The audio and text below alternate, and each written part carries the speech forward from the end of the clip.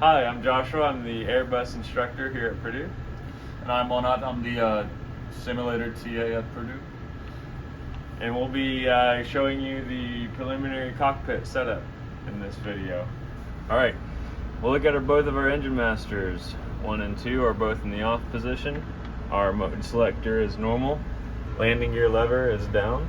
And we'll come up to the overhead panels. Both windshield wiper selectors are off.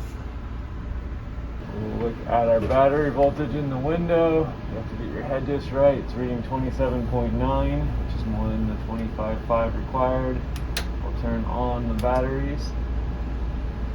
If we have external power available, we can go ahead and turn that on right away. After our external power is on, our screens start to light up on our instrument panel, and we'll do our Apu Fire Test.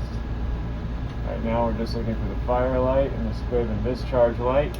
That's all the indication we're going to get. If we have both of those, we can turn our APU master switch on, wait a couple of seconds, and press the APU start button.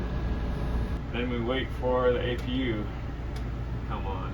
The APU page comes up in the lower ECAM, and you'll see our EGT and N1 rising.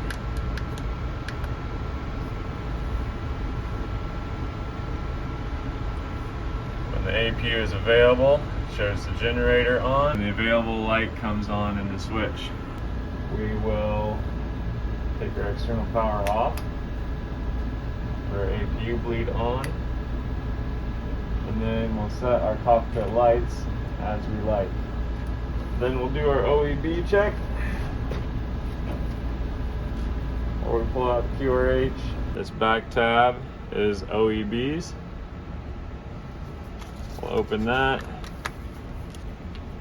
read our 2 titles: erroneous alternate fuel predictions upon modification of a company route in the alternate flight plan, and no engagement of guidance mode. On the first flight of the day, we'll turn to each procedure and read all the way through it. On subsequent flights, we can just review that we have looked at both the procedures.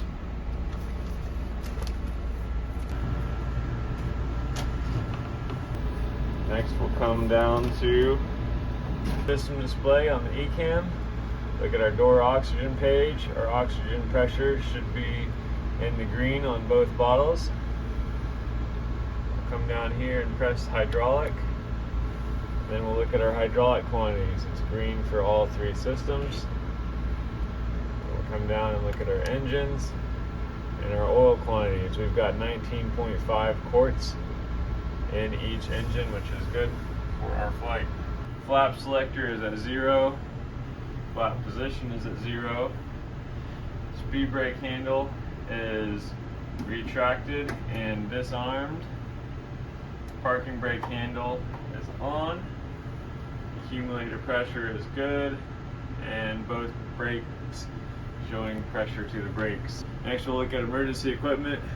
We have a rope over each pilot, life vest behind each pilot,